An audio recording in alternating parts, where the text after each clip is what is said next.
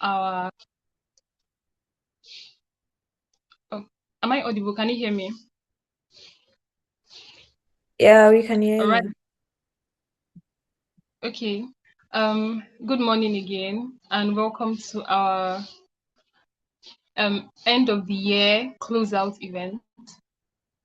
As you all know, this is a very, very significant event in African Digital Health Students Network, where I still have memories from that of last year, where we would have our debate grand finale, of course, awards, some showcase, just give you an idea of run down through how the year went and also give you a preview of what next year is going to be like.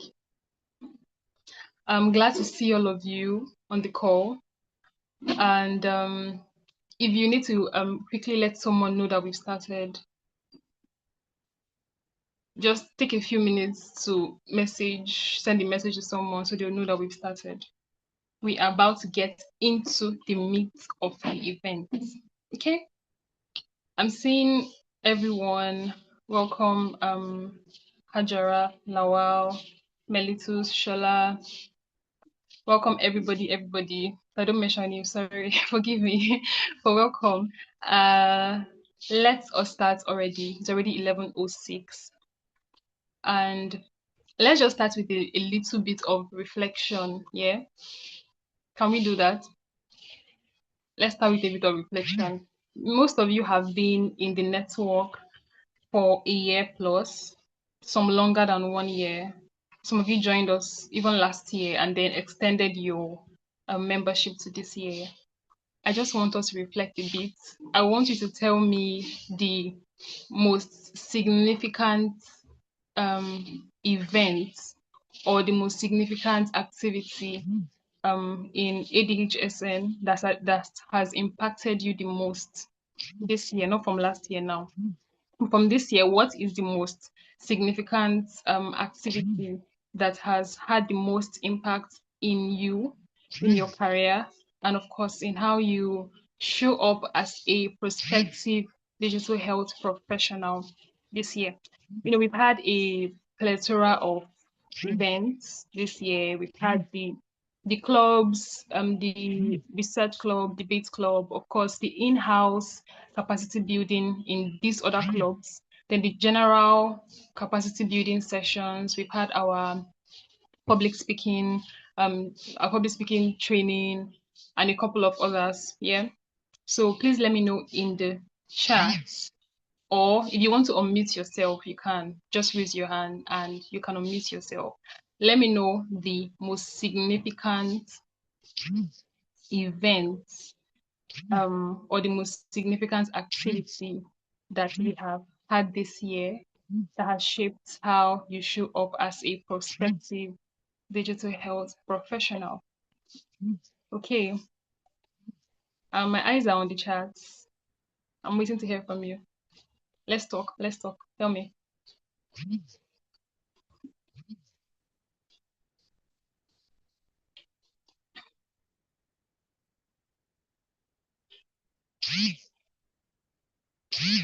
Okay, waiting.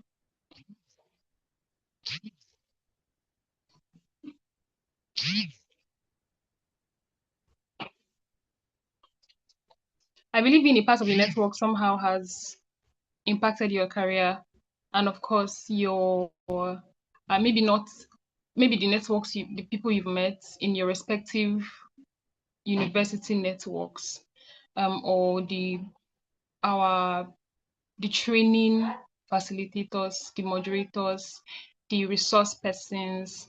Maybe we brought someone who has inspired you. Maybe you went to follow them on LinkedIn and you're like, oh, this person, I want to be like them when I grow up.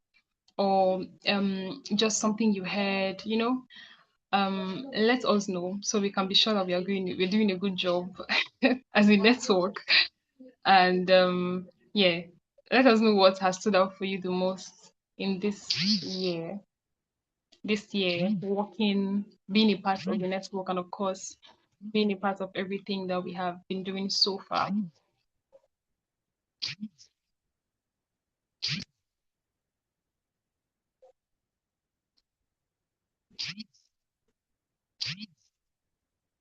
I'm going to call names like they do in lectures, but I don't want to do that.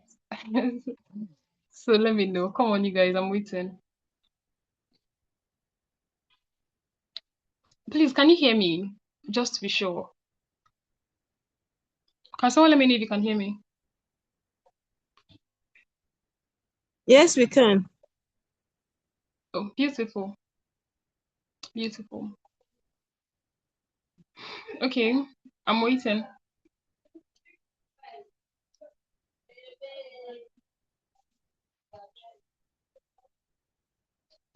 Nobody's saying anything. I want to assume that you guys are still thinking or you're still reflecting because it's supposed to be reflection.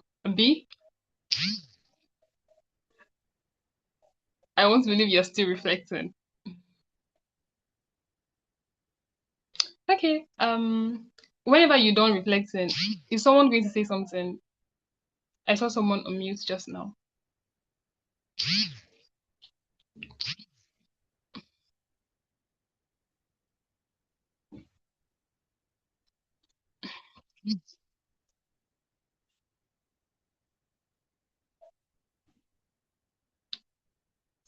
Okay. I won't keep waiting for you people, so we're going to have to move on. But whenever you think of something, you can always drop it in the chat. Let us know, you know, some constructive feedback so that we can know the areas that is making the most impact in your career, because that's why we are here, right? To bring you face to face with resources, with people who would make impact in your career, who will give you an idea or give you a picture on what you can do as a young person in the continent who is contributing to digital health.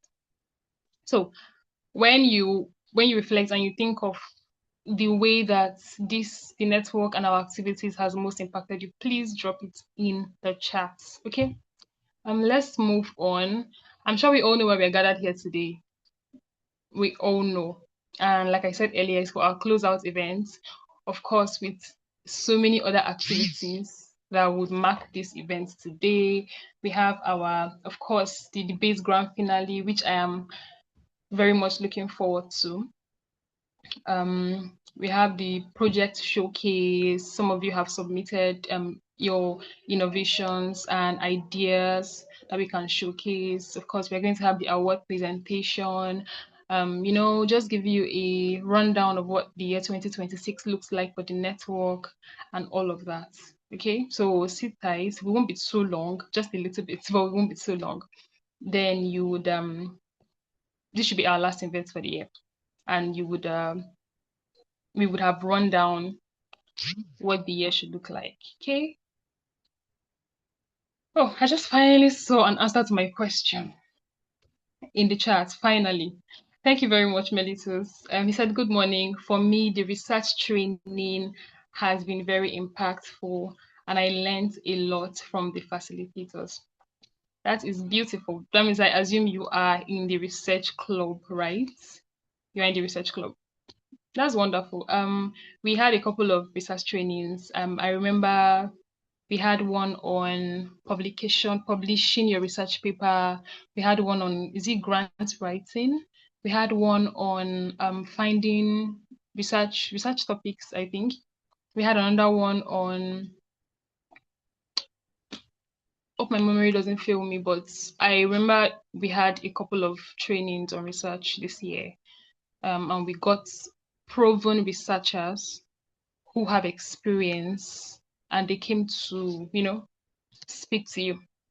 Yeah, I'm glad you learned that, Melitus. That's amazing.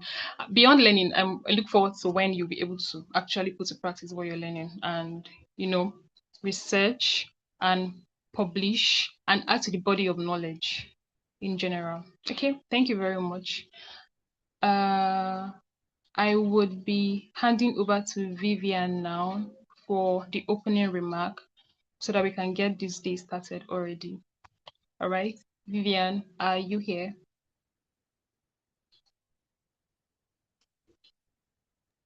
Yes, can you hear me?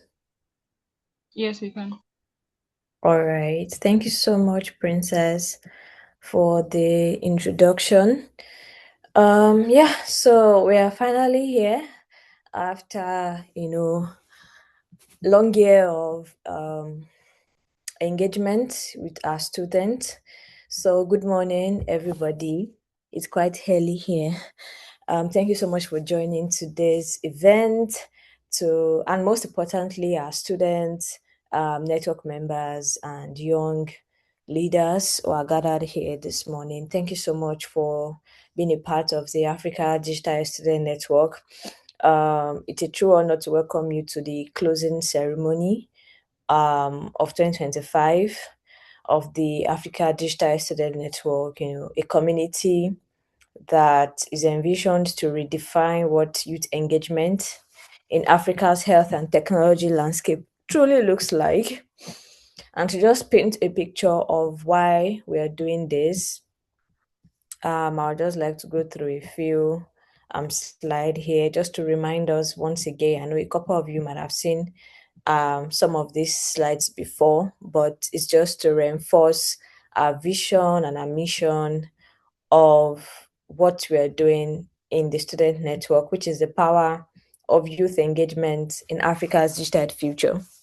As we know that across the continent, there is a true fact that has become impossible to ignore, which is the fact that young people, we constitute the youngest population, in Africa and even the world at large, right? 60% of the entire continent are aged below 25. Okay. And this makes Africa the youngest continent in the world. And by 2050, 1 in 4 person you are going to meet would be a young African. All right. So for us at the network, these are not numbers or statistics to just um, that has begun to sound like a cliche, right? For us, it's a call to action. It's a call to maximize the potential of this number because young people are, they represent the force that can really define, what digital health is going to look like in the next 10 years, in the next 15 years, in the next 20 years. And already we can see that young Africans are already building solutions, driving research, strengthening digital literacy, and asking a lot of bold questions that challenge the status quo. So ADHSN is not just bringing people together because we like to do events, we like to do webinar. No, is that we're aligning with the continental vision, we're aligning with the potential that are in this number, that are in this force. And we're also aligning with other continental organizations and institutions like the Africa CDC, that just released their youth engagement strategy, emphasizing on strengthening young people's participation and engagement in global health. Okay. And that is why we do what we do at ADHSN, ensuring that we are opening up opportunities for young people to be a part of the conversation, to engage, to develop their skills, to test their ideas, all right, to get access to the skills and knowledge they need to support the digital health agenda on the continent. And we do this through different activities, as you are aware, educational activities, collaborative projects, research. And our goal is to create a vibrant community of students that are passionate about driving positive change in healthcare.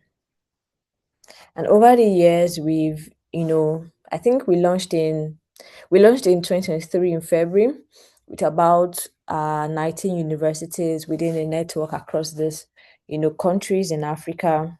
And so far, we've been able to touch at least one student in each of these universities. And currently, we have over 200 students within, the network. We're engaging every week, every month, right, across different areas of specialty. As you know, that digital health is not about healthcare alone, or the tech aspect alone. it's a multidisciplinary, sector that has to do with, ICT. You also need finance. You also need the legal aspects, which is law. You also need the, security aspects, cyber security, IT. So it's really multidisciplinary because we need all hands on deck to ensure that whatever innovation, whatever initiative we're bringing into the healthcare space really captures all of this major area. Because when you're talking about finance, how can people afford healthcare, right? How do we fund healthcare? How do we invest in healthcare? So that's the finance area. When you're talking about the tech, you're looking at the IT, the Ministry of ICT, telecommunications, organizations that can improve access to healthcare, using SMLs, mobile phones, and all. So it's not something a medical doctor can do alone, or a nurse can do alone, or a scientist can do alone. We need everybody, expertise and skills to ensure we're building a fully holistic system that is secured, that is interoperable, and that is cost effective.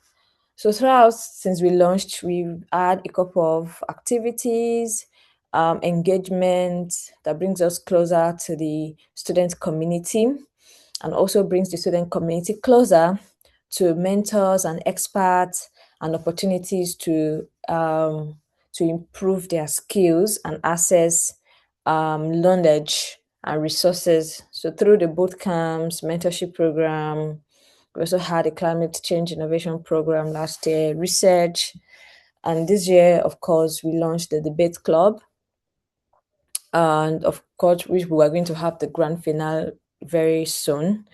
We also launched the research club and African Universities Health Innovation Challenge 2025, through which we're hoping to start building a pipeline of student-led ideas.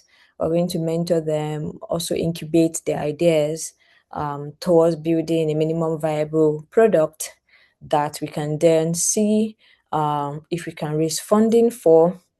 Because some of the innovations we see today, even your Facebook and co, were developed within a university environment by students, right? So how do we start tapping into potentials of people on campus, co-creating ideas together and see how we can scale those ideas? All right. So yeah, those are the activities amongst so many other ones, including capacity building workshops that we've done this year. So if you could see the screen, some of you were part of some of these webinars where we learned about how to navigate careers in digital health, digital health innovations in Africa, what are the success stories and lessons learned. This year, one of our university network, University of Ibadan, also launched the Digital Health Leadership Workshop, a series of workshops around different leadership skills young people need to have in order to be the change agent they want to be. Because we clamor a lot for youth engagement, youth participation. You want to be invited to the decision-making table. But what skills do you have to make an impact when you get to those kind of table?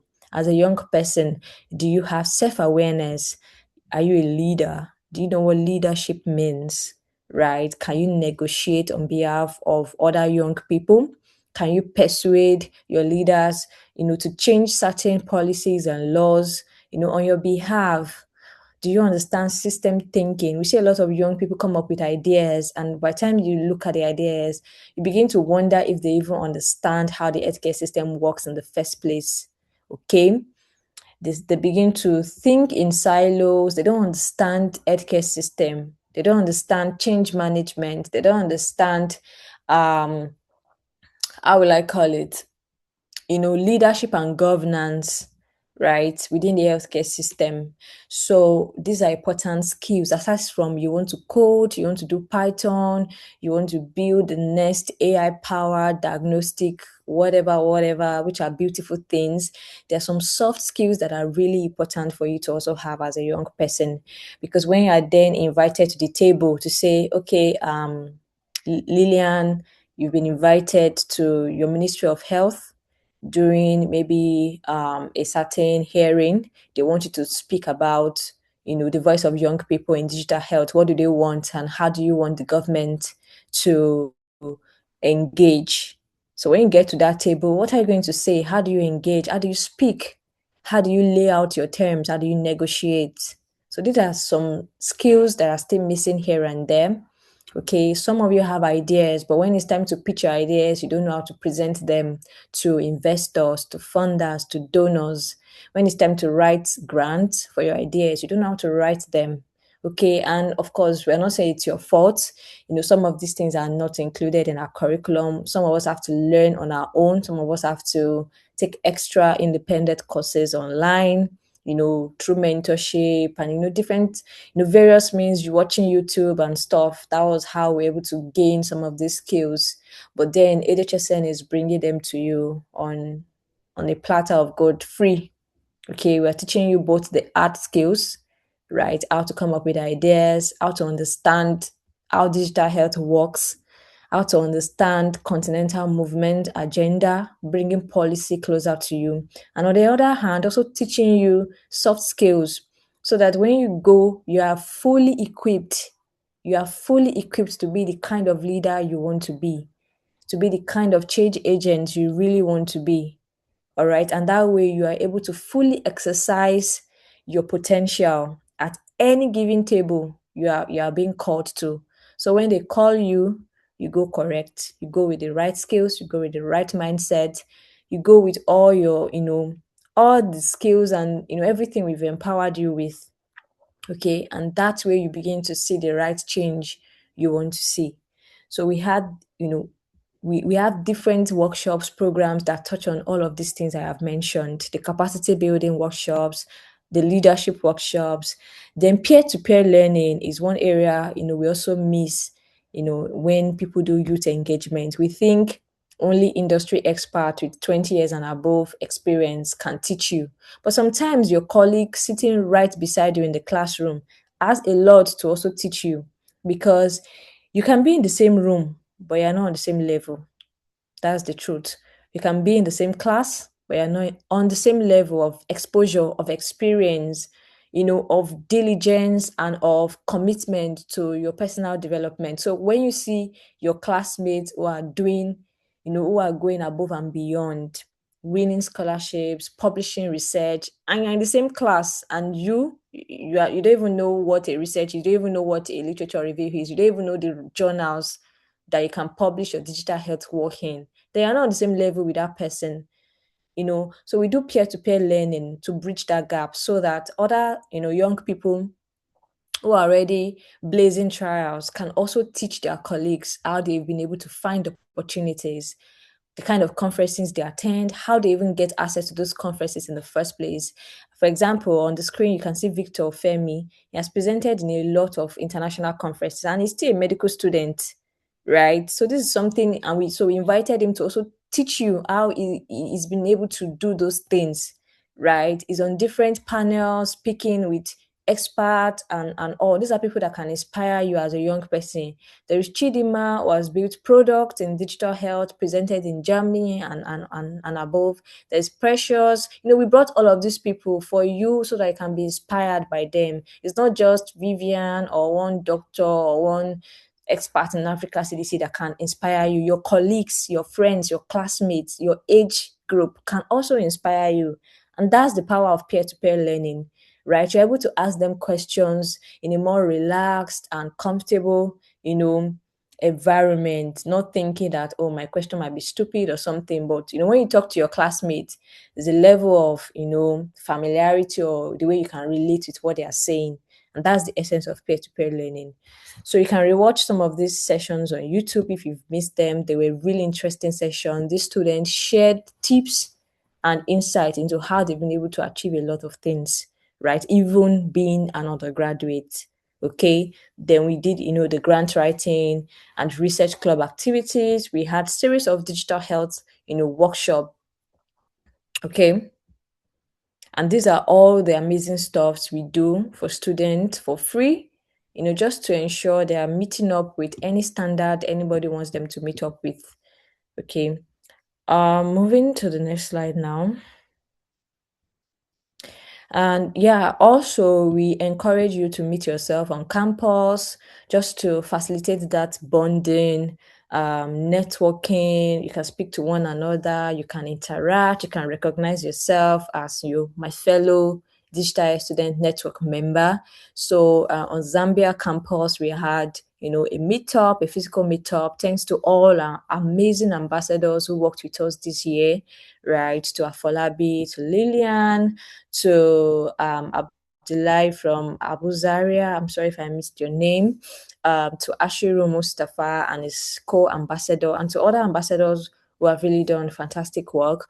They were able to organize physical meetups with their co-network members to interact, to put a face to the name, because a lot of things we do are virtual for now, but from next year we'll put in more effort to do a lot of physical activities on selected campuses. So if your campus is not active enough, we won't waste our time to do any physical activity. You have to be very active. You have to also encourage us to put in the effort, the resources to host physical events. So these guys have done amazing work. You can see their beautiful faces. So congratulations to them for achieving that. So why are we doing, so to our first task for today, or first agenda, is the Digital Health Students Debate Series. As I've mentioned, you need some soft skills, okay? Today's generation, you don't just have to go to ChatGPT and memorize or just copy and paste without even understanding the context. You don't have critical thinking. You can't even think for yourself. Everything is AI, everything is ChatGPT, right? So you need to understand how to think critically about certain issues in digital health or in healthcare. If you are called up to speak at any point in time, you need to know what to say. You need to know the right data, the right statistics, the right resources, to comprehensive analyze whatever topic you've been given. It gives you a deeper understanding, because knowledge and understanding is not the same thing. Don't confuse it. Knowledge and understanding is not the same thing. For you to have an understanding, you have to spend time with that topic, spend time with that subject matter, right? And that's how you can master it. So we encourage critical thinking amongst young people. Okay, if I call on you to talk about universal health coverage, how can digital health help us to achieve it? I want you to be able to speak from a place of understanding. You understand the topic, you understand the context, you understand Africa health landscape, you understand universal health coverage. You can't go to ChatGPT, put it in, download everything. ChatGPT will give you so many errors, so many, because it hallucinates, it lies, right? It's not perfect. So you're going to just copy and paste, and you're saying it, and everybody's looking at you that that's not correct, that's not correct, that's not the correct maybe source, or that's not the correct number. But because you didn't bother to fact check or do a deeper research or stuff, then you just make a fool of yourself.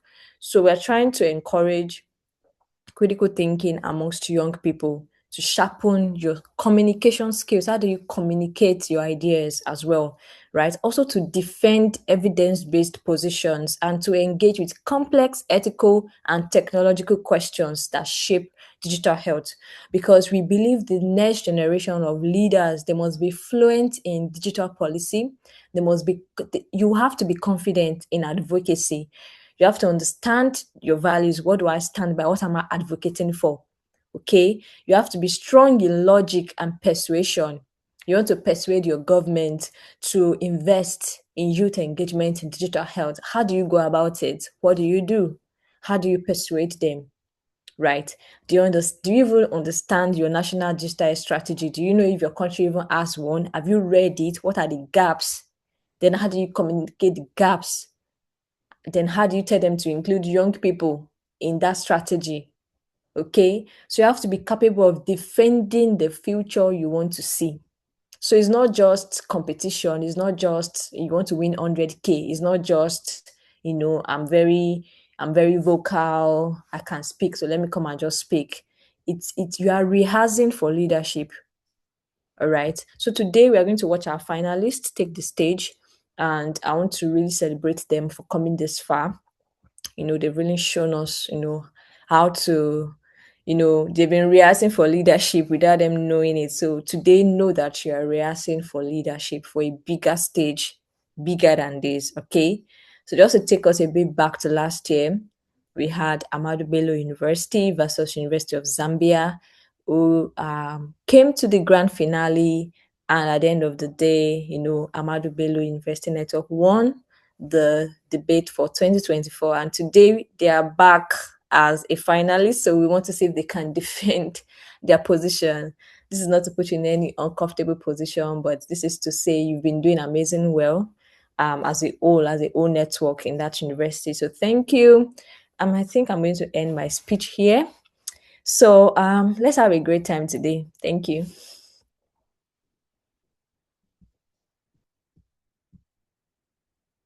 Over to you, Princess.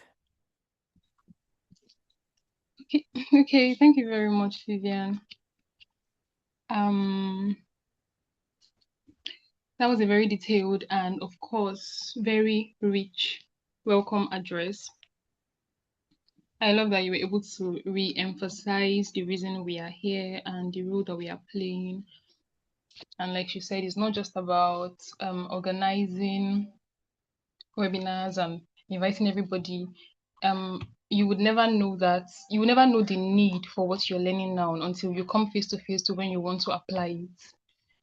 You don't prepare for battle in the face of the battle itself. Before then, you ought to have already learned how to use your sword, learned how to use all that. Then, when you now come to the battle, you come correct, like Vivian said. Okay, so the essence of the whole capacity building and peer-to-peer learning and all of that is for you to hear from people who are already there, and of course practice through in-house opportunities, showcase, debate, and all that activities that we have in store for you. We will be going on now without wasting much time.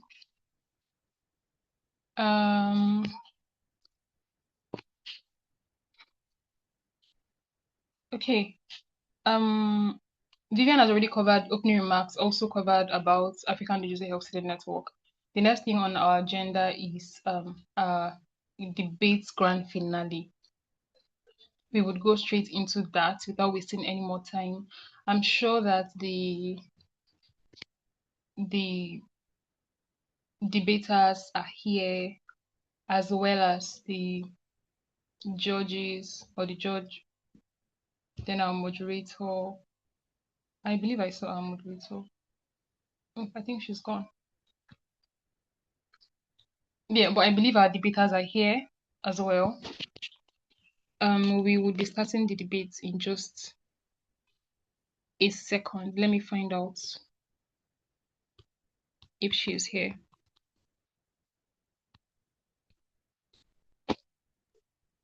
Hi, Princess, we can just go ahead. So I can just cover for why she's not on ground. Okay. Because of Okay, time, I that's don't fine. want us to waste time. Yeah, to wait. Yeah. Okay. All right, Vivian, you can cover. But before that, let me confirm that our debaters are here. Is University of Ibadan represented already? Just let me know in the chat or give me a reaction if you are.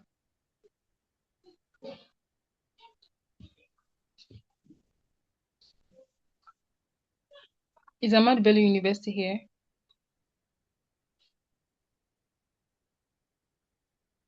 Okay, Ahmad Bello University is here. University of Ibadan, are you here? Okay, University of Ibadan is here. Awesome. Beautiful. Let's proceed then. Vivian, you can go ahead. All right, thank you so much, Princess. So today, very, very fast, we'll go straight into the debate. I said award. I'm ready, so excited for the awards we're giving out. Okay, so for today's debate, it's about, can Africa achieve universal health coverage through digital health? So that's the question we're asking today. And University of Ibadan and Ahmedu Bello University will be debating on this topic. Just to remind debaters the rules. So you have 5 minutes for your opening statement. So give us your main argument, your clear thesis, supporting evidence. Then you have your rebuttal for 3 minutes. Then your final conclusion for 3 minutes. After which the judges would give you feedback. They can also ask you questions, and that will be your opportunity to provide further clarifications and support your argument. Okay, so if they have questions, they will ask, but then they will give you feedback. Then they will go off to collate. The scores while we continue with the other agenda. All right, so that will be the protocol for today's debate. All right. I hope you're prepared. Are you ready? Then to the scoring. So these are the judging criteria. Your judges would evaluate you based on your content, your evidence, how clear and logical your arguments are, the delivery and how persuasive you are, okay, your confidence, your articulation and engagement, then your defense, the rebuttal, how you're able to refute the opposing team's argument and defend your own argument, okay? So these are the judging criteria. So are we ready to get into it? Do I have a timekeeper? Eureka, do I have a timekeeper to support? Yes, you do. All right, great. So we're going to start now with the opening. Your opening statement, which is 5 minutes.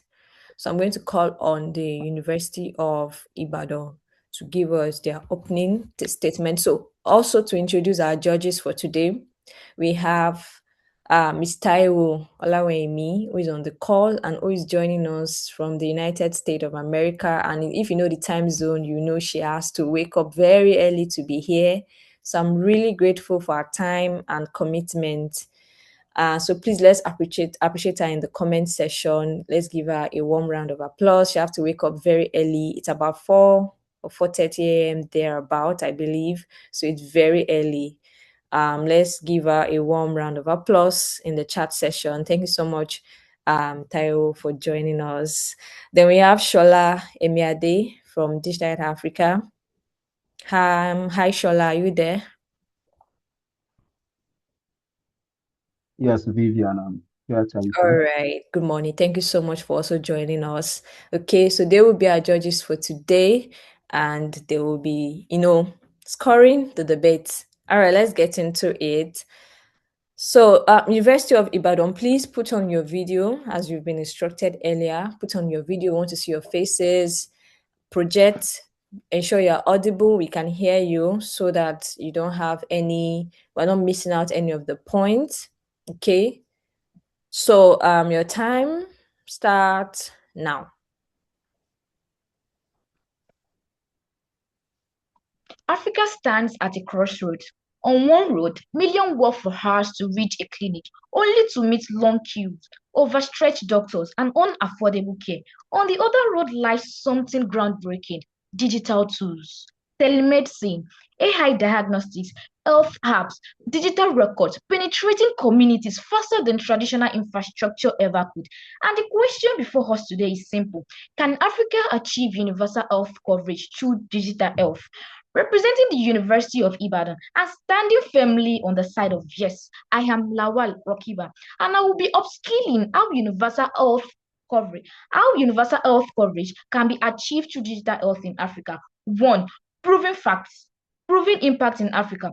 People say digital health is a theory, but Africa already has hundreds of working examples: remote monitoring, SMS texts reminders, digital health records, teleconsultations. In 2025, a BMC digital health study from Ethiopia showed that simple SMS reminders significantly increase antenatal care attendance, and skill delivery. Digital health is not coming soon. It has been saving lives. My opponents will say, but some digital projects fails. Yes, some fail, mostly because they were donor-led, fragmented, or never integrated into national system. But failure of poorly designed projects isn't a weakness of digital health, it's a weakness of planning.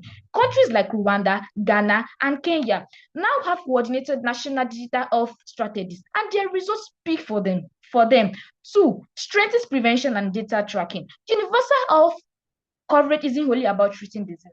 It is about stopping problems early. In 2023, the WHO region highlighted that countries adopting digital surveillance tools are detecting outbreaks faster and coordinating responses more efficiently than those still relying on paper-based systems.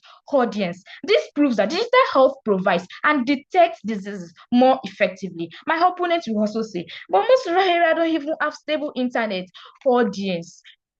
Audience, mobile-based surveillance doesn't need fancy setups. Many work offline and sync when connected. Countries like Rwanda and Senegal make use of this system and with success achieved there. So the claim that digital tools don't work in rural areas is outdated. The tech is evolving to meet Africa's reality.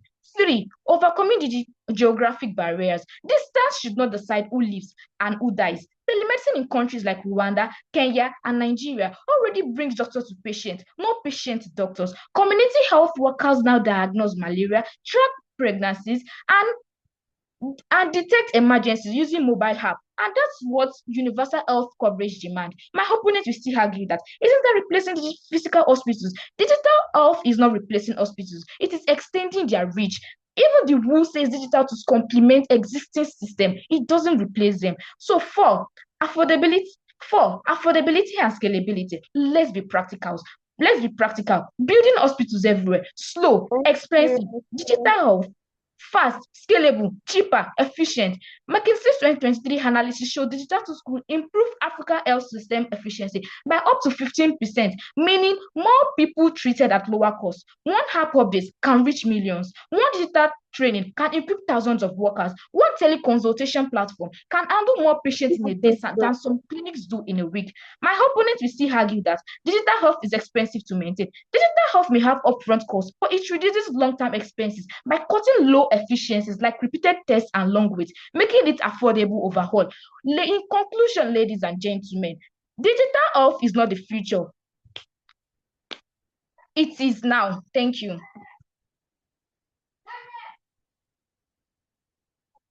Great. Well done, Rokiba. Right on time. Great one. You can catch your breath now. All right. So we'll be having Abu Zaria. Are you ready for your opening statement? Abu Zaria. Please let's encourage them as they speak. You can encourage them in the chat. So Abu Zaria, please say hello if you're ready. Hello. All right. So over to you. Your time starts now. All right.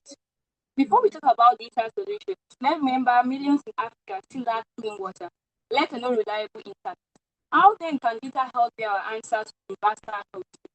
Universal health coverage in Africa must be built on reality, not just technology. Good day, distinguished judges, worthy opponent, ladies and gentlemen. My name is Divine Godwin, and I'm proud to present Ahmad Bello's investing in today's debate on universal health coverage. Vital health is a promising innovation. I strongly oppose the motion. The idea is optimistic, but the reality on ground tells a different story. Ongoing conflicts in regions such as northern Nigeria, eastern Dr. Congo, South Sudan, and some parts of Somalia have made it extremely difficult for healthcare workers and data infrastructure providers to safely operate. According to the UN in 2020, over 5.6 million people in conflict-affected zones in Nigeria had no access to basic healthcare due to insecurity.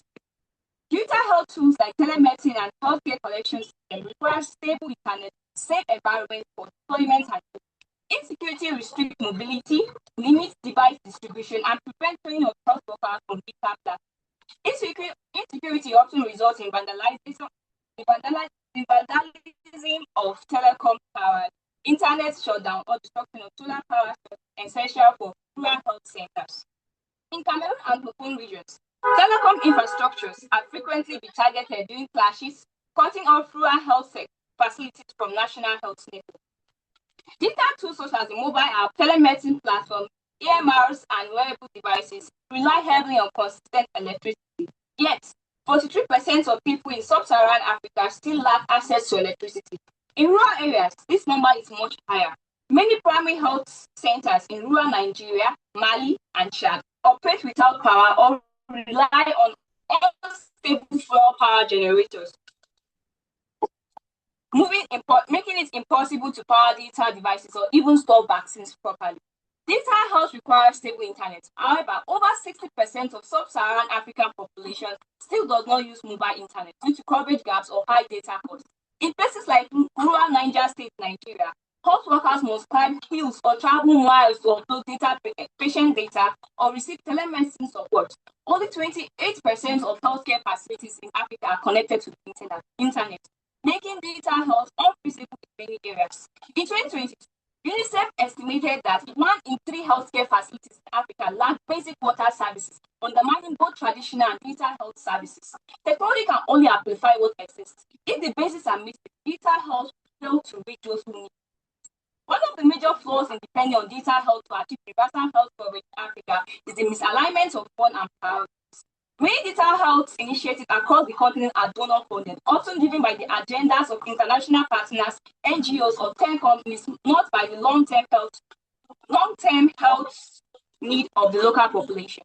Once the external funding ends, most of this innovation collapse due to lack of local ownership, poor integration into national system, and inadequate follow-up investment.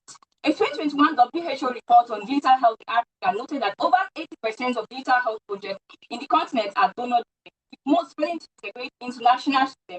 Additionally, these donor-driven models often prioritize flashy digital solutions like AI chatbots or wearable devices over basic needs like wearable chains for vaccine, well-equipped rural clinics, or proper healthcare workers training. It creates a gap between what is funded and what's actually needed on the ground. In the end, digital health becomes a patchwork of disconnected to rather than strategic path to faster, equitable, and sustainable healthcare. Instead of building resilient health system, according to a study published in the BMJ Global Health, only 15% of digital health innovation in sub-Saharan Africa progressed beyond the pilot stage, largely due to poor funding alignment and lack of government ownership. In African society, healing is not just medical, it is spiritual and cultural. People trust local herbalists or traditional birth attendants more than unfamiliar digital platforms.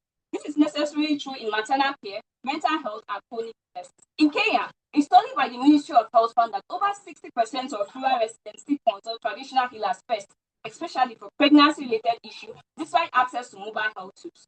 This makes it difficult for digital innovation like mobile antenatal reminders to gain trust or relevance. In Ethiopia, study shows that community leaders in rural areas rejected the use of mobile diagnostics for malaria, believing that machines cannot understand human blood the way human beings or herbalists can. Many Africans live in close-knit communities where privacy is communal, not individuals. Digital health tools that collect personal data like HIV status, pregnancy history, or mental health condition can spark fear of stigma or social backlash if exposed. They may even reject diagnosis from digital service, seeing them as a tool of the unknown. Sorry, Divine, your time is up. Well done, well done, well done. Your time is up. Thank you.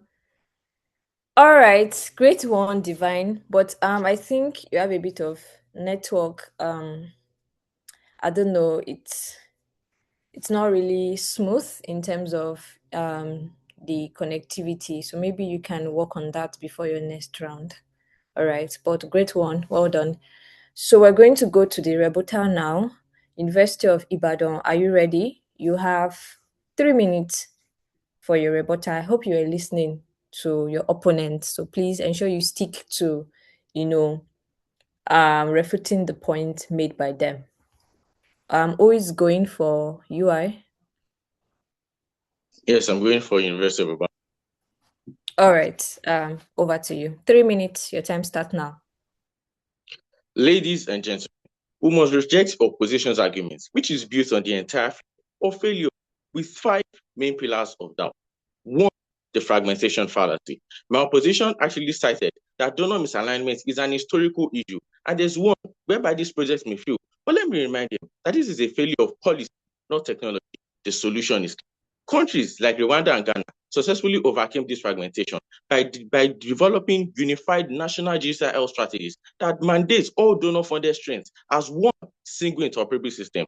This means that the problem is a lack of government framework, and this can be done through national. Two, infrastructure challenge, offline and solar resistance. The opposition claims that lack of electricity and unreliable internet negates our vision. But let me remind them that digital health is powered by decentralized clean energy. Initiatives across the continent are installing low-power solar hybrid systems, which are readily available and can ensure continuous operation for essential equipment. Even systems like SMS and USS employ offline technology to collect data and synchronize it when a connection is available. With over 80% mobile penetration in many regions of Africa, the system is designed to handle the failure, making it more reliable than waiting for an electricity grid. 3. Digital survivor in conflict zones. The opposition argues that conflict and infrastructural disruption disrupt and nullify digital effort. But this reminds them that where hospitals are destroyed and roads are impassable, digital tools still remain the only lifeline. Case studies have shown, according to McKinsey, that telehealth and mobile data collection are more resilient than physical building.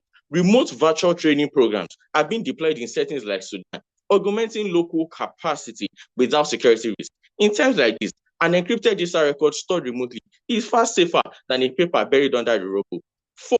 Trust in predicting traditional healers. The WHO states that traditional medicine is the premise of healthcare for over 80% of population in some regions. Digital platforms can link these people to traditional medicine practitioners, thereby leading to an holistic healthcare system, which the World Health Organization pushes for, and thereby bridging the gap between complementary care and even the modern healthcare that is available. This helps to ensure that there's patient safety and universal health coverage is easily reached. Ladies and gentlemen, digital health is not a risk. It is a proven strategic tool that overcomes fragmentation and also leverages the cultural fabric of Africa to redirect these parties to guarantee that billions of Africans will die waiting for a system that can never be built fast enough. We have the evidence, we have the technology, and we have the moral duty. My opponents will come about data storage, but then encryption is available, and we can ensure that data is stored securely while people have access to their data at the right time. To the opposition and to everybody, from the University of Ibadan, we fought the good fight, we finished the race, and we kept the faith. Thank you.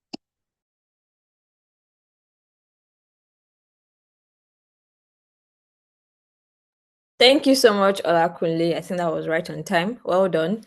Over to Abu Zaria for your rebuttal. You also have 3 minutes. Who is going to? Oh, okay. Ajara, right? Yes. All right. Over to you. Distinguished judges, worthy opponents, ladies and gentlemen, I am Hajra Abdulmumin representing Ahmadu Bello University. Thank you for this opportunity. The University of Ibadan has presented digital health as a miracle cure for Africa, but respectfully, their arguments rest on ideal conditions, not African realities.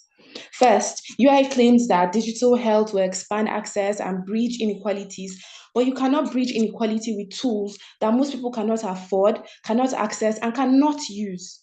The GSME 2023 report shows that 60% of Africans do not use mobile internet and over 70% cannot afford a smartphone and data plan. How can digital health achieve universal coverage when the majority of people cannot even log in? UI is trying to build a digital hospital in a village without network, power, or literacy. That is innovation. It's not innovation, it is illusion. Yes, they've argued that digital health overcomes distance and brings doctors closer, but digital platforms need electricity, network, and stable environments. Meanwhile, 43% of sub-Saharan Africa still lacks electricity, and conflict zones like northern Nigeria, South Sudan, Eastern Republic of Congo destroy telecom towers faster than we build them. Telemedicine cannot function during network blackouts, insecurity, or power failures. UI is proposing digital wings for a health system that doesn't even have a foundation. Thirdly, they've pointed to successful pilot programs in Rwanda, Kenya, Ghana, but what they will not tell you is this. According to World Health Organization 2021, 80% of digital health projects in Africa collapse after the pilot stage because they are not donor-driven. They are donor-driven, not system-driven. Temporary solutions cannot deliver universal coverage. A pilot is not a health system. UI argues that digital health improves efficiency, but efficiency requires trained staff, and Africa faces the worst health workforce crisis in the world. Even with the best digital platforms, you still need doctors, nurses, midwives, and community workers to interpret data and deliver care. Digital tools cannot perform surgery. They cannot run emergency units. They cannot replace the 6 million healthcare workers Africa is currently missing. You cannot achieve universal health coverage when the workforce is understaffed, undertrained, and underpaid. Finally, UI forgets the biggest truth of all. Universal health coverage is built on equity, trust, and access. Digital health in its current state delivers the opposite. It widens the gap between urban and rural, rich and poor, men and women. It faces cultural rejection, low literacy, and mistrust. It remains fragile, expensive, and dependent on foreign funding. UI is offering Africa a digital ladder. The problem is most Africans cannot even reach the first rung. Thank you. Amazing. Well done. Well done. Well done. All right. So it's getting hotter. Great job to both sides. Well done. So now we would go to the last segment of this debate, which is your closing statement. You also have 3 minutes to close out. So I think this is where you need to drive home your point, hit the nail on the head. All right, you have just 3 minutes to do this. All right, summarize your argument, highlight your strongest point, and close your case. Okay, so we're going to go back to the University of Ibadan for their closing statement. Who is going to do that on behalf of UI? All right. I'm ready for on behalf of the University of Ibadan. All right, your time starts now.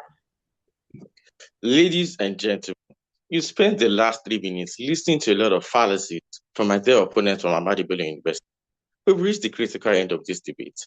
And I must tell you that my opponent's final strategy was not to offer an alternative, but just to cite data and give problems without giving a solution. But then, I'll tell you one, digital health is the equalizer that solves the geographical chasm. According to McKinsey's report, that there's a 15% efficiency gain in digital health, allowing governments to save more money for essential investment. Second, it is inherently more resilient than the system my opponents define. Using solar power, offline sync technology, and telemedicine can even sustain care, even during blackouts and insecurity. My opponents have said that digital health cannot bridge inequality. But let me tell you that we can counter that by saying digital health is the most powerful tool for closing the geographic and data equity gaps we have in Africa. My opponents claim that infrastructure and security nullify the system, but this is fundamentally reversed. When conflicts and blackouts make physical clinic a death trap, digital solutions provide life-saving resilience, while hope is on the way. When roads are blocked, telemedicine allows the doctors to still consult remotely. We choose digital health because it survives where physical infrastructure collapses. Well, they said that the WHO said that 80% of digital health pilots collapse, but this statistics is misleading. They fail to remind us that this is a lot of integration, not a failure of technology. In countries like Rwanda and Ghana that we've said, they've had a unified strategy that is being turned into a scalable and permanent healthcare infrastructure. Even if there are errors, we can always make them better. They say that digital health can't cater for understaffed and underpaid staff, but WHO reports confirm that digitizing payments to frontline healthcare workers significantly boosts retention and morale, and that clinical decision support systems can be created, which are necessary for the baseline. Even they say that digital health cannot perform surgeries, but this is a stronger argument that misunderstands universal health coverage. Digital health is not meant to replace the scalpel, but it's meant to ensure that the patient survives long enough to reach the surgeon. It performs the critical preoperative diagnostics, the consultation, and the postoperative monitoring that the patient needs. The opposition is asking you to accept a broken system and wait for 20th century solution. We are in the 21st century. We must deliver quality, equity, and sustainability. We provided the evidence, the resilience model, and the political framework. The past is clear. Digital health is necessary to achieve universal health coverage in Africa. Thank you. Amazing, amazing. Great job, Ola Kunlein. Well done to the University of Ibadan for closing their argument. Over to Abu Zaria for your closing statement.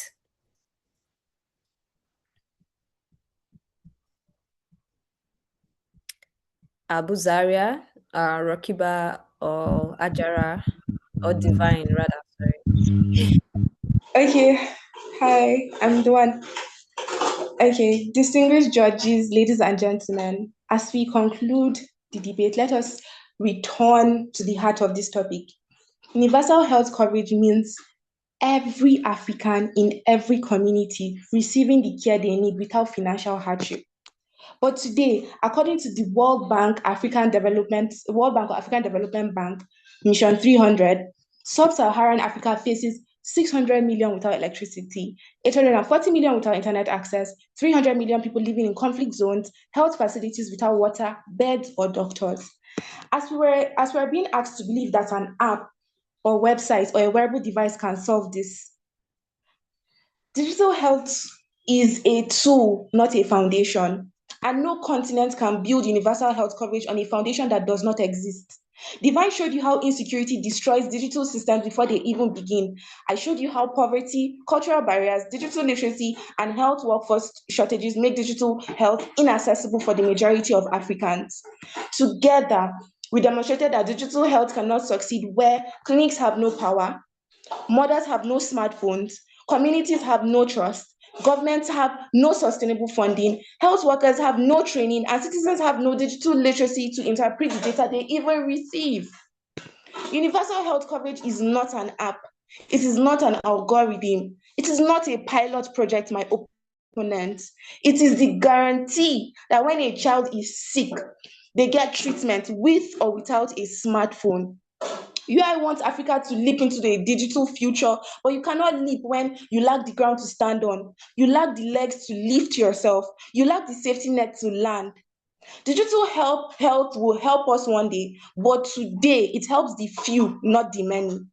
Africa needs water before Wi-Fi, clinics before code, doctors before data, systems before software. Digital health cannot fix our health system. It can only amplify the system we already have. And right now, that system is weak, unequal, and under-resourced.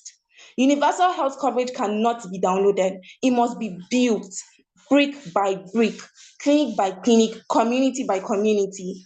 For these reasons, we firmly stand with evidence, with clarity, and with realism that Africa cannot achieve universal health coverage through digital health alone. Thank you. Wow. Thank you so much for the closing statement. And thank you to both university. And with this, we've come to the end of the Africa Digital Health Student Debate Competition 2025 with University of Ibadan and Abu Zaria taking us to the grand finale. Thank you so much for both arguments, both sides, all the speakers. You've done a great job.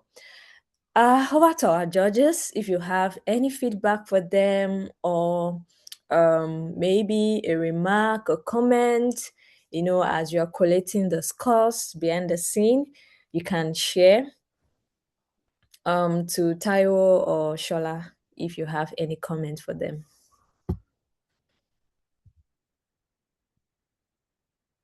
I hope you can hear me. Yes, I can. I think this was a brilliant presentation, a brilliant debate, and I want to doff my hat to all of the speakers. Well done, great job, impressive arguments, and great confidence as well. And of course, very good research too. Very good research. It was good to hear the numbers, the reference, your documents that you had used in your preparation. Good job to you. From the University of Ibadan to ABU, I think you all did a good job speaking for and against digital health. And it's very good to see that you're thinking about the practical realities of digital health conceptualization and implementation in different African regions, which is important. Let me see, would you like me to give specific feedback per speaker, per school, or general Yes. feedback? Yeah, anyone works. Oh, okay. All right. First speaker from University of Ibadan. I like that you came in strong. You started on a great foot, for your team. You were a bit fast, in your delivery, but I was able to catch most of the things that you said. You almost over gesticulated. So I could see your hand on my screen, very close to my face on my screen. So you need to watch that. But I think you had a pretty strong argument. You knew your speech to a large extent, even though you used a script from time to time because I could catch the movement of your eye. But overall, I think it was a good one. First speaker for ABU. Uh, Great argument, but you practically read to us. You practically read your entire speech, if not all, 95%. While delivering in a virtual environment might afford you the opportunity to use some aid, you also do not want to make your listeners or your audience feel like you're underprepared because you cannot maintain eye contact with us. You were maintaining eye contact with your material right in front of you. It takes a very experienced speaker to be able to deliver a presentation with aid right in front of them without you even noticing. Some people can do that. It requires a lot of practice and experience to be able to deliver with aid right in front of you, yet maintaining eye contact with your audience. So if you know you don't know your lines, and you want to deliver your speech, you better be very good or very experienced. Otherwise, you make out the time to know your lines. That's really, really important. You prepare, you rehearse, you practice over and over again. I like to say that preparation is a respect that you give to your audience, to your listeners. So I would encourage you in subsequent presentations to rehearse as much as possible so that you'll have little or no need for an aid. You may have the information on your screen somewhere on a sheet of paper, but you want to maintain most of the eye contact with your audience rather than the material. All right. Yeah, you couldn't also fit in all of the information within the time frame. Time management is important too in speaking, in competition. So bear that in mind as well. And practice will help you to do that. Because you have rehearsed and timed yourself, you'll be able to know when to cut yourself when you're closer to the time limit. All right. Second speakers. The second speaker for University of Ibadan. You came in pretty confident. You were on time. You had spot on argument. Use of numbers, references, fantastic. I like that when I say spot on argument, you referenced exactly what the opponent had mentioned in their previous argument or in their opening argument, which was great. Showed that you were listening and showed that your preparation was great too, because even if you came up with those points on the spot, that's brilliant. If you had preempted them, that is brilliant as well, because you were thinking in the right direction. So fantastic. Second speaker for ABU. Good job. Love your confidence. You're a very good speaker. I like you because you did not seem rehearsed. You were quite conversational. It was very enjoyable to listen to you. So with more practice and more participation in speaking competitions, you will be phenomenal, really.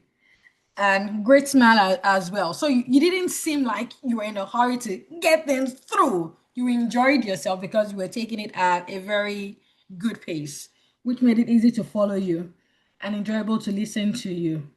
In your final rebuttal, in your closing argument, you weren't sure what reference to use. So according to the World Bank or the African Development Bank, you need to be sure you're prepared for this. So you should come with the clear facts. You should know what you're saying. Closing argument was good. I expected to see more rebuttal, a little more rebuttal in your closing argument. Well, generally it was nice. You ended with the point that, can Africa achieve universal health coverage through digital healthcare alone? It is a somewhat smart attempt to modify the topic. The topic does not say, Can Africa achieve universal healthcare coverage through digital health alone? That's not a topic. The topic is, can Africa achieve UHC through digital health? And achieving UHC through digital health may either be alone, yes, or as a supplement. But the topic doesn't explicitly tell you to focus on it as a solo solution. But you based your argument on as if it were being proposed as a solo solution. But your opponent really did not shape, they did not call out their position as if they were on one direction. I mean, my point is, while you may want to smartly flip an argument, you also do not want to change the topic, is my point. So if it would be good to call the topic as it is instead of adding certain other words to suit your stance and consequently changing the topic, because you'll be called out on that. But overall, great argument and great time listening to all of you. Well done. Wow, did we just have a master class right there? I think that is a standalone, comms public speaking masterclass on its own. Thank you so much, Taiwo, for the constructive feedback. That was really rich and profound. I hope the students have taken notes and prepare better subsequently for our upcoming competition. So Shola, I don't know if you have any additional remarks to what Taiwo has mentioned. We can also hear from you. Yes, thank you so much, Vivian. And I want to say congratulations to all the participants who have made our time to prepare for this debate presentation. And thank you also for everyone who made our time to attend. And then to Taiwo, who has mentioned very important points. And some of those points have covered those that I would have mentioned. But very importantly, I like to point out the fact that for both teams, I think it is really, really important if you are making a debate presentation to start by defining the key terms of your topic, right? And the two key things I had expected that you would have really defined would have been what digital health is, and then what universal health coverage also is. That's because remember from Vivian's remark that you have been prepared to build your argumentation skills. You have been prepared to engage policymakers, stakeholders, maybe even from now, And so imagine that you go to a Ministry of Health where you have professionals in different fields. Some of them are not even health people. Some of them are not technology people. Some of them are maybe just budget officers or finance officers and so on. And they also, of course, have a stake in maybe taking part in making policies on health. And of course, you would need to tell them the basics of what you are trying to advocate for before you begin to give them the statistics, before you begin to explain your situation and so on. So I think someone from ABU attempted to do that towards the end of the debate, I think around the part for the rebuter, but I expected it to have come right from the beginning. That provides a foundation and a direction for your argument. So I think you need to really take note of that. It's important you lay that foundation, define the terms, give your audience that benefit of doubt that they probably don't even have a previous knowledge on what you are talking about, Then secondly, I like to also encourage that if you know that you would be especially you'll be coming on a virtual platform to give a presentation such as this. It is good that as much as possible, if you have access to maybe a microphone device, an earpiece, an AirPod, something as simple as an earpiece would really make your presentation clear. And I'm talking about, I think the first speaker from ABU, your presentation would have been clearer if you had maybe an accessory that would amplify your voice. That's really, really important. But generally, I would say that you guys have done well. I'm really, really impressed by your presentation. And I want to say that the sky is your starting point. Just keep up the good work and you'll do really, really great. Thank you so much. That's it from me. Thank you so much, Shola. Thank you very much for the feedback. I think those were important points. Definition of terms, also ensuring your internet connectivity is stable so that we don't miss out of your point, right? You don't want to also, you've prepared a lot. So when you are presenting, you also want us to get everything you've prepared for us. And internet could actually be a stumbling block to that. All right, getting a conducive environment is important. So there are no, we don't have external noises, that would hinder us from hearing you clearly. Thank you, Shola, for those points. Yeah, so as our judges collate the scores behind the scene, we would go into student project showcase now. We have, I think, a couple of students within our network who have worked on interesting projects, and they will just give us, they will just share what they've been able to work on, their lessons, challenges.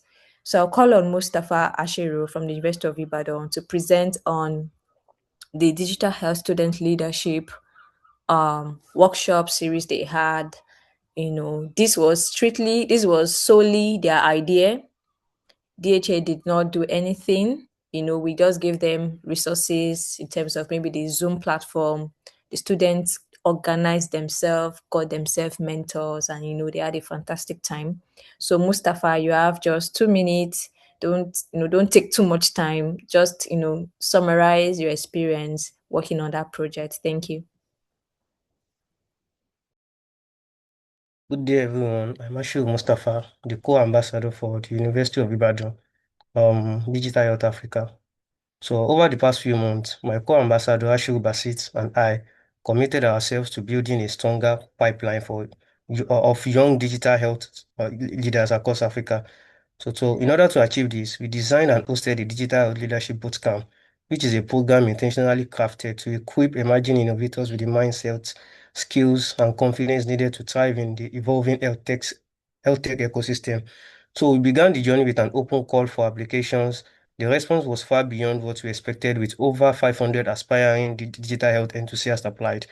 After a thorough review, we selected only 70 outstanding applications whose background, motivation, and promise aligned strongly with the goals of the program. The training sessions. Once the fellowship commenced, immediately the fellowship commenced, we organized a series of structured training professionals and experts working across healthcare, innovation, technology, leadership, and organizational development. The curriculum was intentionally broad yet practical, touching in the essential part of the modern digital health, which include introduction to design thinking, the communication across health tech teams, conflict resolution and data ethics, the no-code CEO, the self-awareness and leadership in healthcare innovation. After the instructional phase, we moved into the leadership simulation and assessment, which is the most critical part of the bootcamp. The leadership simulation challenges. So we wanted to see how the fellows applied what they had learned, especially in high pressure problem solving situations, critical thinking that mirror real digital health challenges. These simulations tested their analytical and problem solving abilities, ethical reasoning, team dynamics and communication, leadership behavior and decision making, adaptability in complex digital health scenarios. And finally, While participation varied, which is understandable, not all the 70 selected fellows were consistently engaged throughout the program. We were able to track and evaluate commitment, participation, and performance. Based on this criteria, we are currently preparing to award certificates to about 40 fellows who met the engagement and performance standard. The upcoming certification is not just to acknowledge completion, but to recognize genuine efforts, growth, and readiness to contribute to the digital health space. Thank you. All right. Thank you so much, Mustafa. Congratulations to University of Ibadan for hosting that digital health leadership workshop. I think we also have one more showcase while we collect. Do we have NTD 360 predictive analytics for disease outbreaks? You also have 2 minutes to present your project. So can you give me a few minutes? You're coming back to this, or we should extend the time? I'll come back to this. All right, great.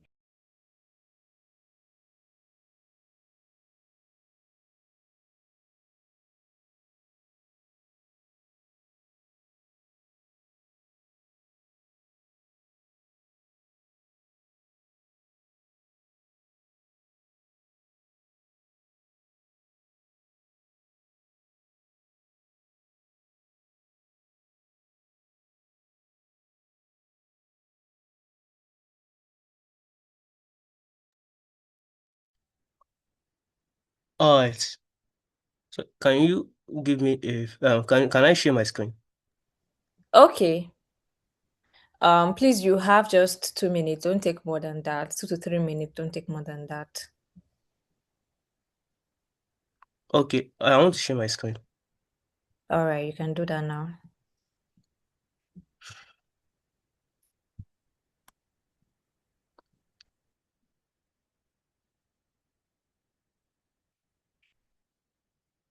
So can you see my screen?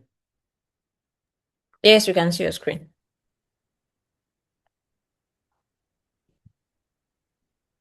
Okay. So you can start while you're sharing so that we don't take more time. You can just start speaking and while you put it up. Okay. Entity 360 is a predictive analytics for disease outbreak, which can forecast a healthier tomorrow. So here is the problem statement. Nigeria faces a critical healthcare crisis, which is driven by a very low doctor to patient ratio, which is about 1:983, which is far below the recommended 1:600 ratio, 1 to 600 ratio by the WHO. Now, this is a case scenario of one of the problems that we are solving, and this is the innovative solution. NCD 360 is an AI-powered disease forecasting platform that uses predictive AI modeling to alert public health actors about when, where, and how outbreaks are likely to occur. It collects data from environmental sensors, population movement, and disease surveillance system, which integrates it using the Llama index, the XGBoost to provide actionable insight. This also provides an a proactive approach instead of a reactive approach of responding to outbreak. So the NTDC City is built on this technology stack. The front end is built on React, which is a very simple and not as complex, which will reduce the AI hallucination ability. The backend is built on Fast API. The AI model is built on Llama and XGBoost, which is in form of like a data tree that's actually come together to make a common decision, which will allows the AI model of the product. So the cloud infrastructure is built on Llama AI Cloud and Amazon Web Service for geospatial and epidemiological data storage, and the data source are from WHO and CDC. Now, these are the customers, the government agency, NGOs, and etc. So this is how the um, product looks like. So I'm trying to play this. So this is how it looks like. So these data are collected from Meta. So we collected real data, not assumed data. So the data that are being displayed here about the outbreak cases and so on.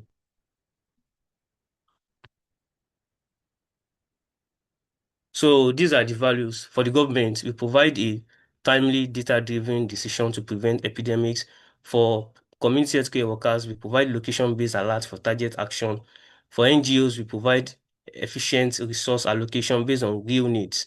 So these are the key activities: collection and pre-processing of health and environmental data, training and optimizing the machine learning model, and generating real-time task and real-time risk forecast, designing and managing user dashboards, and so on.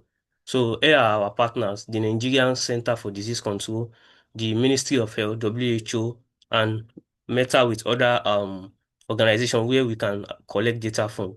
So these are our customer relationships. So in person, healthcare worker trainings, online updates via web dashboard, phone support for community healthcare workers, partnerships with NGOs and government agencies.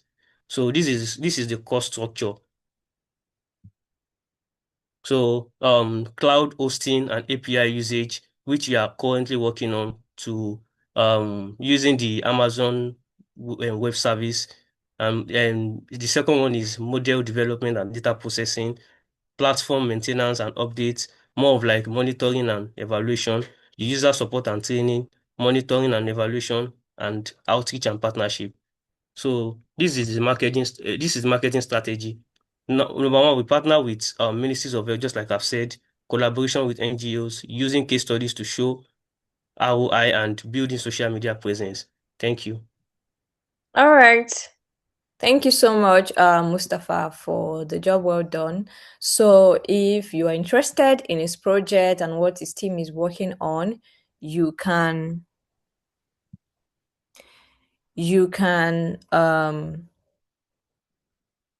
you can reach out to him and support what he's doing and also collaborate. All right. Okay, so we're going to move into the award now, which is what we are all now waiting for. I think the scores are in. We've collected. Our judges have given their scores and input. So let me share my screen.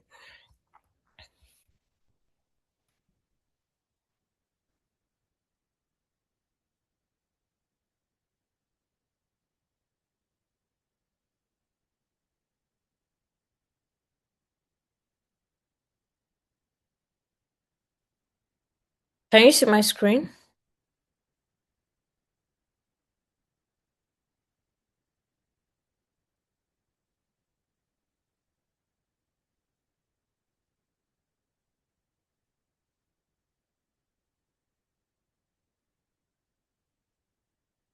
Please let me know if you can see my screen.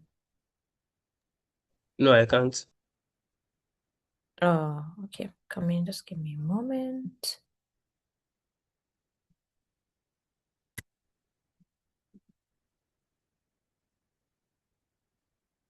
What about now? Yeah. All right. So we've gotten the presentation from Mustafa. Now we're going to the award presentation. And the first presentation on our list for today would be the best participating university,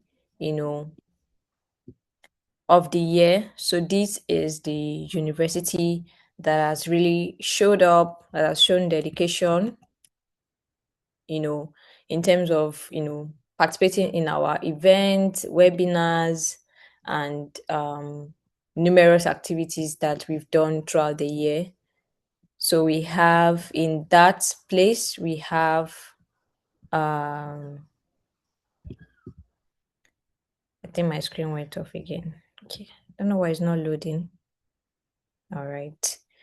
So we have the university, or the most impactful university network award goes to the University of Ibadan, Nigeria. Congratulations to you, to Mustafa Abdul Basit, right? The ambassadors, for their impact and the value they were able to add to the network this year. So please, let's give them a round of applause. Let's encourage them. Let's celebrate them in the chat session. Congratulations to the University of Ibadan for being the most impactful network of the year. Moving to the next award now, which is the best participating university of the year, goes to Ahmadu Bello University. Congratulations for your dedication, your commitment, and showing up, showing out, and doing amazing things this year. Thank you for participating. All right. Now to so we had an innovation challenge, right? The Africa University Innovation Challenge, and we're glad to announce the 3 finalists who are going to move now to the next stage of the challenge, which is incubation. So we're reaching out to Ahmadu Bello University, University of Medical Science, Ondo, and University of Ibadan, as they move to the next stage of the challenge. So we'll be incubating them with our partners at Innovated Africa and other mentors to support the ideas towards building a minimum viable project. So congratulations to the 3 universities for making it to the final stage. And as well, we have coming, I think we have one other recognition award before we go to the debate award itself. So we have we've selected a student within the network who has really showed up, who has expressed or who has showed exceptional dedication and commitment, who has participated in all of our activities, who always show up to our webinars, X space or Twitter space, contributing on online discussion, engaging, sharing our posts. She has just been so active and visible. We could see her impact, we could feel her impact. So for the year, for the Africa Digital Health Student Network Most Participating Student of the Year, this award goes to Lillian Damisa of the Abu Zaria Network. Congratulations, Lillian. And we are so proud of you, of everything you've been doing. We've seen a lot of, things you've started online, what you've won, encouraging your colleagues, and, so many other things. We are really proud of you. Keep up the great work. Right. Now to the debate award itself. As we wrap up, we'll start with the 3rd place. So coming in 3rd place of the okay, I think let me let Eureka do this. Hi Eureka, she's the debate club lead. If you can hear me. Okay, I can. All right. Yeah, so do the honors. They are your people. Okay, thank you so much. Good morning, good afternoon, everyone. It's an honor to present the award. On behalf of the African Digital Health Student Network, it's my honor to present the award of the 3rd place to University of Medicine, Ondo. I think they did well. This is to just appreciate their excellence, their dedication, and their outstanding contribution towards digital health. It was really, this year debate was really, really fantastic. It's a lot of improvement from all the schools, from research to the presentation. It's a good one. Congratulations, University of Ondo. Please pardon me, my baby. All right. Should I proceed for the second place and the first place? Vivian? Yes, please. Okay. All right. And the second place goes to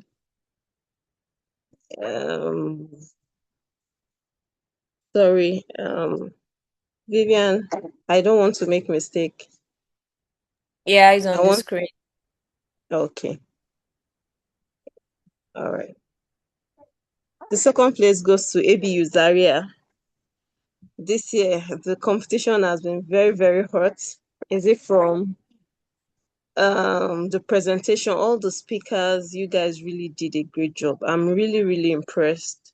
All the speakers, those from the debate club, you really did well. You really showed that attending those training, it really had impact, and we're glad that you could, put in your thoughts and the clarity of it all, the hard work you put in, the passion towards digital health in Africa.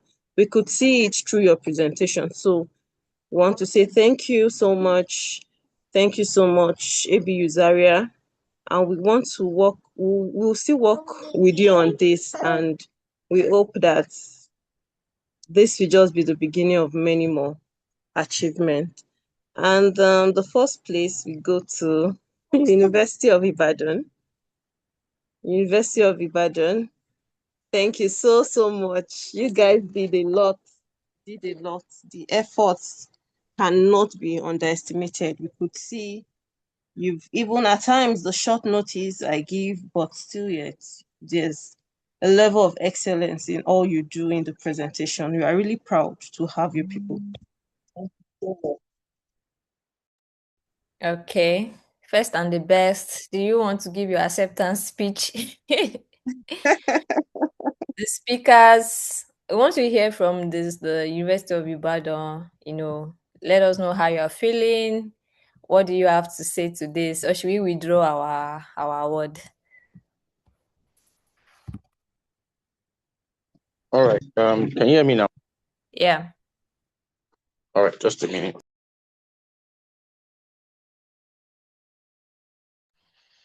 Or do we have any other person from the University of Ibadan? The ambassadors, the speakers. Okay. Where are you? All right. Yes, yeah. On behalf of the University of Ibadan chapter, we sincerely appreciate the Africa GCL Student Network for this opportunity. Beyond the debates, it was an opportunity for us to engage in intellectual conversations that sparked curiosity and also showed that youth can always and also be the driver of change in the environment. We also congratulate the Ahmadu Bello University and other universities that participated in the debates. It was wonderful engaging in the conversations with you. Thank you very much. All right. Great one. Ambassadors, Ashiru, Basit, the two Ashirus. Do you have any word for your network members?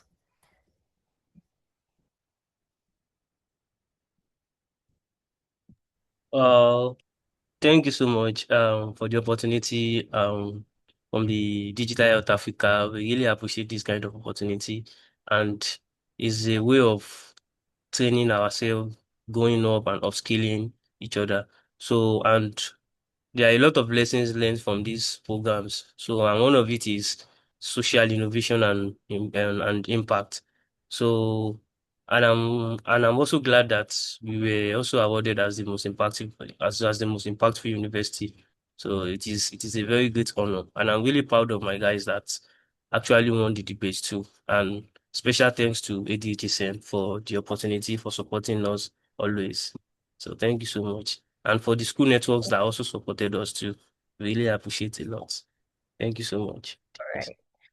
Thank you. Well done. Well done. So you're going home with a price of 100,000 naira today.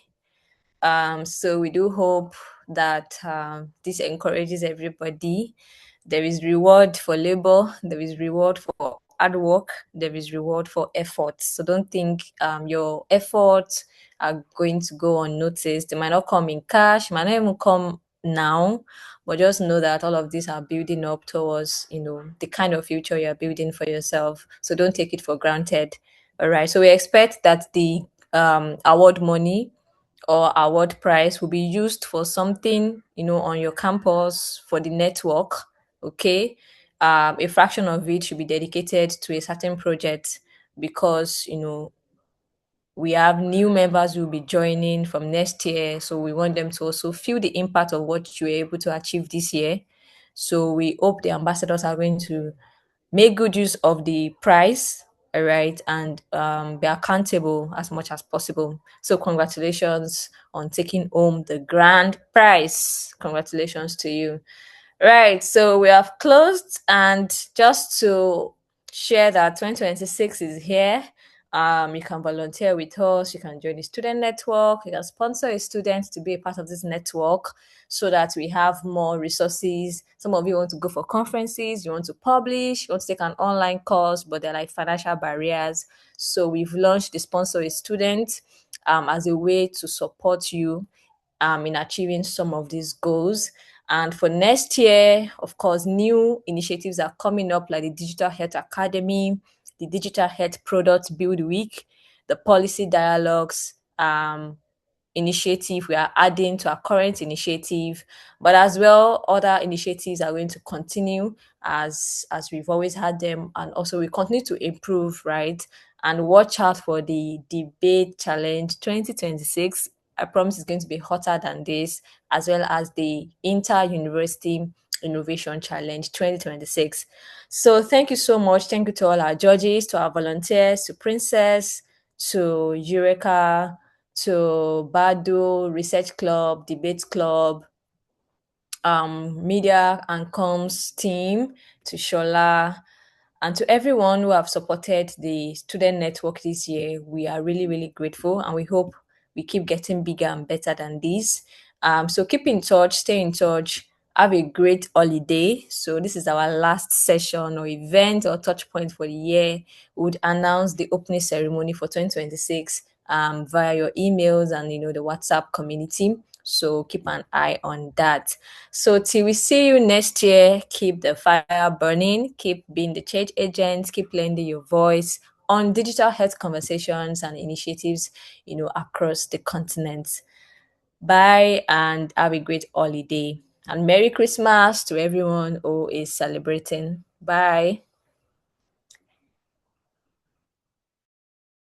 Bye, Vivian.